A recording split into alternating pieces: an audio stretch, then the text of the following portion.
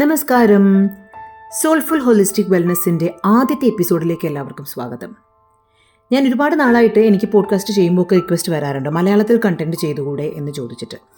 അപ്പോൾ അങ്ങനെയുള്ള ഒരു ചിന്ത മനസ്സിൽ നിൽക്കെ ഒരുപാട് പ്ലാനിങ്ങിന് ശേഷം ഇപ്പോൾ നമ്മൾ തീരുമാനിച്ചു യൂട്യൂബിൽ ഒരു പോഡ്കാസ്റ്റ് മലയാളത്തിലും സ്പോട്ടിഫൈയിൽ ഇംഗ്ലീഷിലും പോഡ്കാസ്റ്റ് ചെയ്യാനായിട്ട്. സ്പോട്ടിഫൈയിൽ പോകാനായിട്ട് നമുക്ക് സോൾഫുൾ ഹോളിസ്റ്റിക് വെൽനെസ് എന്ന് സെർച്ച് ചെയ്ത് കഴിഞ്ഞാൽ നമ്മുടെ പോഡ്കാസ്റ്റ് കാണാൻ പറ്റും.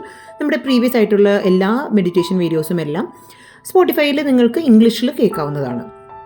ഇനി coming to the topic, vitamin D. Vaishakhi Krishnan എന്ന് പറയുന്ന ഒരു യൂട്യൂബറിൻ്റെ ഇൻസ്റ്റഗ്രാം വീഡിയോയ്ക്കകത്ത് ഞാനൊരു കമൻറ്റ് ഇട്ടിട്ടുണ്ടായിരുന്നു എൻ്റെ വൈറ്റമിൻ ഡി ഇമ്പ്രൂവ് ആയതിനെ പറ്റി. അപ്പോൾ അതിനെപ്പറ്റി ഒരുപാട് കമൻറ്റുകൾ കിട്ടി, എങ്ങനെയാണ് വൈറ്റമിൻ ഡി ഇമ്പ്രൂവ് ആയതെന്ന് ചോദിച്ചിട്ട്. അതുകൊണ്ടാണ് ഞാൻ ഇന്ന് വിചാരിച്ചത് മലയാളത്തിൽ തന്നെ ഒരു പോഡ്കാസ്റ്റ് ഇതിനെപ്പറ്റി ചെയ്യാമെന്ന് തീരുമാനിച്ചത്. Coming to the topic, vitamin D. ഒരുപാട് നാൾ വൈറ്റമിൻ ഡി ഡെഫിഷ്യൻസി കൊണ്ട് ഞാൻ ബുദ്ധിമുട്ടുകൾ അനുഭവിക്കുന്നുണ്ടായിരുന്നു. ഹെയർ ലോസ് ആയാലും ഡിപ്രഷൻ ആയാലും പിന്നെ other health issues like ENT issues, ഒരുപാട് ഇഷ്യൂസ് നമ്മൾ ഫേസ് ചെയ്യുന്നുണ്ടായിരുന്നു. അങ്ങനെ പോയി ചെക്ക് ചെയ്തപ്പോഴാണ് വൈറ്റമിൻ ഡി ഡെഫിഷ്യൻസി ഉണ്ടെന്ന് കണ്ടുപിടിച്ചത്. പക്ഷേ ഈ വൈറ്റമിൻ ഡി ഇംപ്രൂവ് ചെയ്യാനായിട്ട് ഫസ്റ്റ് ഓഫ് ഓൾ മനസ്സിലാക്കേണ്ടത്, since it's A fat soluble vitamin, നമുക്ക് ഫാറ്റ് കണ്ടന്റ് നമ്മുടെ ഭക്ഷണത്തിൽ ഉൾപ്പെടുത്തണം. അത് കൊളസ്ട്രോളിലൂടെയാണ് വൈറ്റമിൻ DA, DE, K ഈ 4 വൈറ്റമിൻസും അബ്സോർബ് ആകുന്നത് എന്നുള്ളതാണ് first thing. Second thing is, നമ്മൾ വെയിലത്ത് പോകണം എന്ന് പറയും. പക്ഷേ വെയിലത്ത് പോയതുകൊണ്ടോ നമ്മൾ ഫുഡ് മാനേജ് ചെയ്തുകൊണ്ടോ മാത്രം വ്യത്യാസം വരുന്നില്ല. നമുക്ക് ഇതിൻ്റെ സപ്ലിമെൻറ്റ്സ് ആദ്യം എടുക്കണം. ഡെഫിഷ്യൻസി ഉള്ള ഒരാളാണെങ്കിൽ to start with they have to take the supplements. അപ്പോൾ ഞാൻ ചെയ്തത് എങ്ങനെയാണെന്ന് വെച്ചാൽ, ആദ്യത്തെ ഒരാഴ്ച ഒരേ സമയത്ത് കഴിക്കുകയും പിന്നീടുള്ള ഒരു മാസം എല്ലാ ആഴ്ചയും സെയിം ഡേ കഴിക്കുകയും പിന്നീടുള്ള ഒരു വർഷം എല്ലാ മാസവും സെയിം ഡേറ്റിൽ കഴിക്കുകയും ഒരു പ്രാവശ്യം കഴിക്കുകയും ചെയ്ത് അങ്ങനെ ഒരു വർഷത്തോളം പോയി. അതിനുശേഷം നമ്മുടെ ഡയറ്റിൽ ചെറിയ മാറ്റങ്ങൾ വരുത്തുകയാണ് ചെയ്തത്. പക്ഷേ ഒരു വർഷത്തിന് ശേഷം വീണ്ടും എൻ്റെ vitamin D back to square one ആയി. അപ്പോൾ പിന്നെ ഞാൻ ചിന്തിച്ചു, ഇതെങ്ങനെ മാറ്റാം. അങ്ങനെയാണ് ഞാൻ കുട്ടികളെ പിക്ക് ചെയ്യാൻ പോകുന്ന സമയത്ത് നട്ടുച്ച വെയിൽ കൊള്ളാൻ തുടങ്ങിയത്. അതിനെപ്പറ്റി കൂടുതൽ പഠിച്ചപ്പോഴാണ് മനസ്സിലാകുന്നത്, നമ്മൾ വെളുപ്പിനുള്ള വെയിലിളം വെയിലല്ല കൊള്ളേണ്ടത്, 10 മണിക്കും 4 മണിക്കും ഇടയിലുള്ള വെയിലാണ് കൊള്ളേണ്ടതെന്ന ഷോക്കിംഗ് ആയിട്ടുള്ളൊരു കാര്യം മനസ്സിലായത്.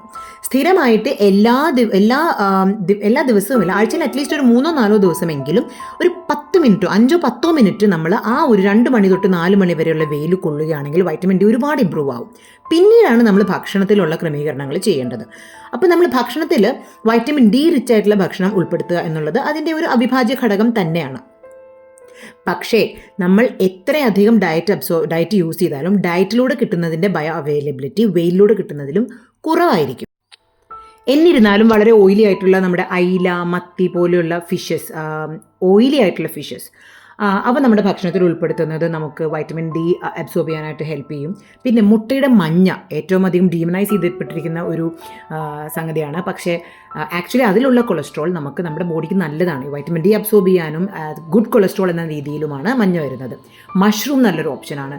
ബീഫ് ലിവർ ഞാൻ പറയില്ല നല്ലതാണ്, പക്ഷേ വൈറ്റമിൻ ഡിയുടെ ഒരു സോഴ്സാണ്. അപ്പോൾ നിങ്ങൾക്ക് വേറെ ഹെൽത്ത് ഇഷ്യൂസ് ഒന്നും ഇല്ലെങ്കിൽ വല്ലപ്പോഴും ബീഫ് ലിവർ നമ്മൾ കഴിക്കുന്നത് നല്ലതാണ്. അപ്പോൾ അങ്ങനെ ഡയറ്റിലൂടെ നമുക്ക് ഒരു പരിധി വരെ മാറ്റം വരുത്താമെങ്കിലും ആദ്യം ഞാൻ പറഞ്ഞതുപോലെ ഉച്ചയ്ക്ക് 10 മണിക്കും 4 മണിക്കും ഇടയിലുള്ള, എസ്പെഷ്യലി 2 മണിക്കുള്ള വെയിൽ കൊള്ളാൻ സാധിക്കുകയാണെങ്കിൽ 5 മിനിറ്റ് മതി. ഒരുപാട് വ്യത്യാസം നിങ്ങളുടെ വൈറ്റമിൻ ഡി റീഡിങ്ങിൽ വരുന്നതാണ്. പക്ഷേ നിങ്ങളൊരു 40 ഡിഗ്രി സെൽഷ്യസിൽ താഴെ ചൂടുള്ള ഒരു രാജ്യത്താണെങ്കിലാണ് ഇത് ഹെൽപ്ഫുൾ ആവുള്ളൂ. അതല്ലെങ്കിൽ സൺബേണും ഒക്കെ വരാനുള്ള സാധ്യതയുണ്ട്. ഇപ്പോൾ മിഡിൽ ഈസ്റ്റിലൊക്കെ പോയി കഴിഞ്ഞാൽ അവർക്ക് വെയിൽ കൊള്ളാൻ പോയാൽ ഫുൾ പൊള്ളിക്കരിഞ്ഞു പോകും. അങ്ങനെയുള്ള സിറ്റുവേഷൻസിൽ നമുക്ക് റെഗുലറായിട്ട് vitamin D supplements lifelong കൊണ്ടുപോകേണ്ടത് തന്നെ അത്യാവശ്യമാണ്. അത് അൺഫോർച്ചുനേറ്റ്ലി വേറെ ഓപ്ഷൻസ് ഇല്ല. പക്ഷേ നമുക്ക് വെയിലത്ത് പോകാനുള്ള സാധ്യതയുണ്ടെന്നുണ്ടെങ്കിൽ വളരെ ഈസി ആയിട്ട് നിങ്ങളും എന്നെ പോലെ തന്നെ ഇളം വെയിൽ കൊള്ളണം, 7 മണിക്കും 10 മണിക്കും ഇടയിലുള്ള വെയിൽ കൊള്ളണം എന്നൊക്കെ വിചാരിച്ചിരുന്ന വ്യക്തികളാണോ, അങ്ങനെയാണോ നിങ്ങൾ വൈറ്റമിൻ ഡി കിട്ടാനായിട്ട് ശ്രമിച്ചുകൊണ്ടിരുന്നത് എന്നുള്ളത് നിങ്ങൾ കമൻറ്റ് സെക്ഷനിൽ താഴെ പറയുക. ഇതൊരു പുതിയ അറിവാണോ എന്നുള്ളതും.